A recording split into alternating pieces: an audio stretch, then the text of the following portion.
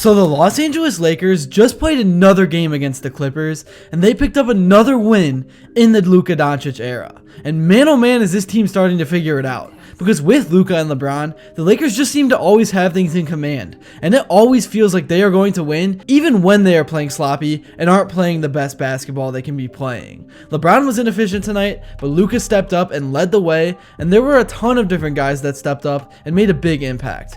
In this video, I want to break down the 2 wins against the Clippers. I want to talk about what we saw from Luka, as well as some of the role players. But before I begin, I would really appreciate it if you would drop a like and subscribe. It only takes 5 seconds, plus you can always change your mind. We are on the road to 50,000 subscribers, and with your support, I believe that we can get there super fast. Alright, so one thing I have been so impressed with Luka Doncic since becoming a Laker is his effort on defense. Like, he for real has been trying now, and the national media has been talking about it. He started out the game picking a pocket and leading the Lakers down the court in transition, and he almost made too good of a pass for Finney Smith that kind of went through his hands out of bounds. But even with the result, you have to appreciate the effort as a Lakers fan, and I know JJ Reddick does. And after this, a few possessions later, Luka forced another turnover off the Lakers' foot, and then he went down on the offensive end and drilled a contested step back 3 right over Zubac. It is kind of crazy how the harder the degree of difficulty it is of a shot,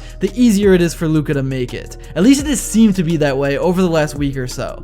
And the Lakers played this game without Austin Reeves, so Luka really had to step up and had to lead. We all know he's capable of doing that. I mean, obviously, he did that for his entire career on the Mavericks so far. But since he has come to LA, Reeves was still kind of the main ball handler that commanded the offense outside of LeBron. But I think this was a great game for Luka to experience. He led the team in minutes, and this type of game is what the Lakers are going to need from Doncic on a consistent basis. Luka had 5 threes in this game. He was 5 of 12 from behind the arc and had 29 points. But he also had 9 assists and 2 steals. Pretty much every game I have recapped, Luka always has a steal.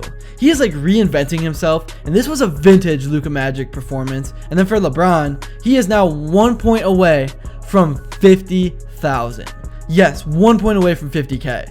If you watch this channel consistently, you know what I think about LeBron. I think he's the GOAT, the greatest player to ever pick up a basketball, at least the greatest all-around player. And man, LeBron should have got 50K today, but he only had 17 points. And as Luka said, the Lakers did not even play good in this game. But guess what? They won, and they are stacking wins, and that is what they are going to do for as long as Luka and LeBron play on this team. Now let's look at the full stats from this game. I already went over Luka, but LeBron finished with 17 points with 5 rebounds and 9 assists. He had 2 steals and a block as well. And then Jackson Hayes had 6 and 7. And then Finney Smith stepped up and got 11 points with 4 rebounds. He was plus 24 while he was on the floor as well. And then off the bench, guess what?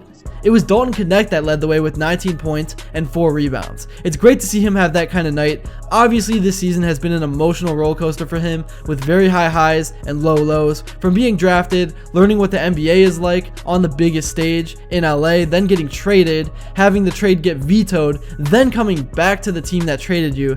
That is a crazy thing to deal with, so it was great to see him play like this. Perkins had nothing but good things to say about the Lakers after this game. He even called them the second best team in the league outside of the Thunder. Now, as a diehard Cleveland fan myself, I got something to say about that. Perkins kind of made himself sound stupid with that comment, but nonetheless, it is safe to say that now the Lakers are a top 5 team in the league, and they for real are going to be scary come playoff time. Like, they can beat anyone, and they may even be the favorite against anyone because of the front end talent and experience. It really has been the Lakers defense that has surprised everyone. Over the last week, they have had the best defense in the league. And who would have thought that would be the result after trading AD?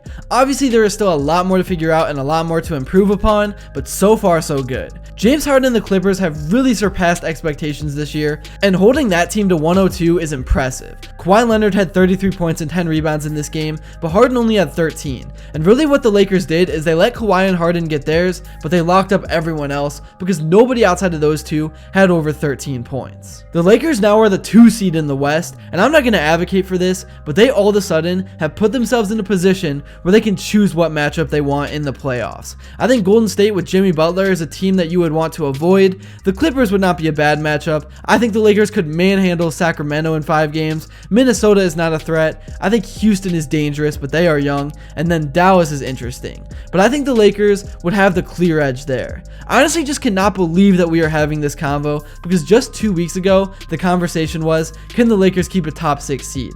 And now we are talking about what the best matchups are. It's crazy. Anyways, not to get into some game film real quick, let's take a look at this nasty step back. Zubac on Luka is barbecue chicken every time. This is a nasty step back, but Zubac does still have a ton of length, which made this almost an impossible shot. But this is just something that Luka does that nobody else can do. The arc on this shot, the rainbow on it, it was insane. And when Luka is making these, you know he's on demon mode. And then let's look at this bag work from Dalton Knect. Sometimes you don't even need ball movement. You can kind of see Luka directing him to take the one-on-one matchup. He gets a nice little crossover stutter step, creates space for himself, and drills the 3. And then right here, this play just shows how much attention that Luka draws just from his presence alone. He really is responsible for so many more points than what shows on his stat sheet, because both Zubac and Harden are worried about him here, and when he swings it to the corner, Gabe Vincent is completely unaccounted for. And NBA players are going to make that shot almost every single time. The Lakers won this game by a final score of 108 to 102, and it capped off what has been a fantastic week of Laker basketball. Like I said, I can't wait to see LeBron hit 50K, and I can't wait to see if the Lakers can stay this red hot over the next few weeks. Here's what some of the guys had to say following this win in their post-game interviews. We play hard, we compete. Tonight wasn't perfect with some of the execution stuff, but we more than made up for it with our effort at times. And frankly, I really liked what we did, in the half court when our defense was set. The turnovers once again hurt us. Scored 20 points off our turnovers. I think it wasn't a play that was more emblematic of our effort than when it was 93-88. I think there's 7-something to go. LeBron misses a 22-foot two-pointer. Vando gets the rebound. We get it back to LeBron. He misses a floater. Trey gets the rebound. We kick it back to LeBron. He misses the 3 from the corner. Vando gets the rebound. We end up getting it to Luka. Trey's over in the right corner. He pins in for LeBron. He hits that 3. I mean, that's, again, these opponents that we're playing, they're really good teams. They're fighting like we're fighting. These are playoff-like games, just in terms of the physicality, the effort from both teams, and that play. I mean, I'm not sure they got closer than 5. I know there was 5 right there at the end, but that's really all I have to say for this video. Let me know in the comments below what you thought about this game, what you think about LeBron James hitting 50K, and also, if you haven't yet, please be sure to drop a like and subscribe, because your support truly does mean the world. We're about to hit 50K. I think we can get there over the next few weeks. Thank you all so much. Your support truly does mean the world, and let me know what you'd like to see next, and until then, I will see you all later.